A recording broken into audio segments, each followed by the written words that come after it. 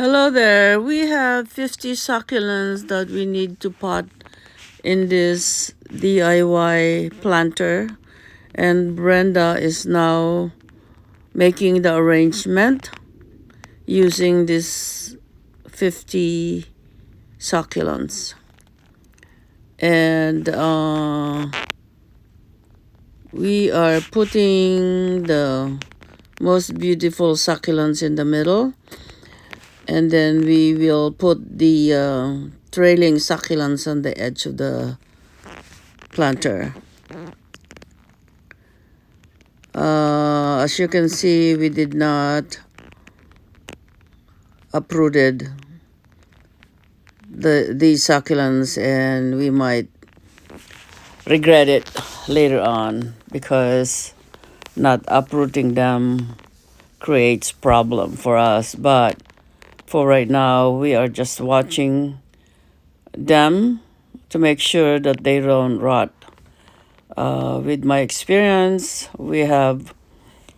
once we don't uproot them, we have experienced rotting of the succulents. So in order to do that, we have to watch the soil of the original soil, make sure that they are moist, and that's what we've done so far.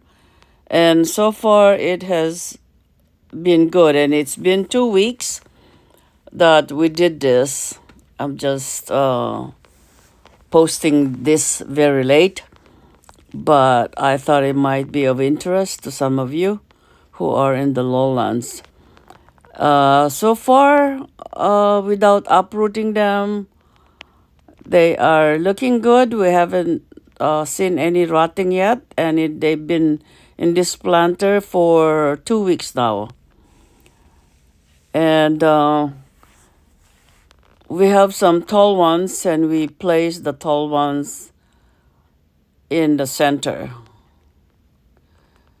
This succulent is one stem,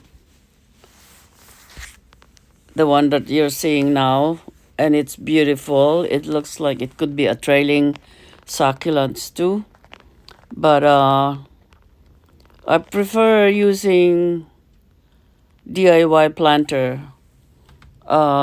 This is about 4 feet long. It's a rectangle shape, maybe 1 foot wide, and it's about 3 feet high, because it's easier to work with planters that are high, especially, in the future I'll be taking care of these succulents.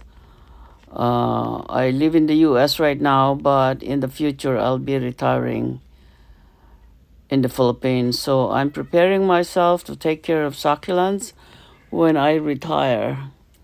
And actually, I have bought a lot of succulents, preparing myself, and so that when I go home, all I need to do is probably watch them and maybe create succulent arrangement, which I really love to do. And the arrangement in the DIY planter can be used as growing them rather than in a pot. I really like the DIY planter because it saves me money from buying all these pots and unorganized looking. I prefer this planter because they are more organized, let's face it. I really do think that having lots of pots is very unorganized, and I like my succulents in the DIY planter. I have several DIY planters.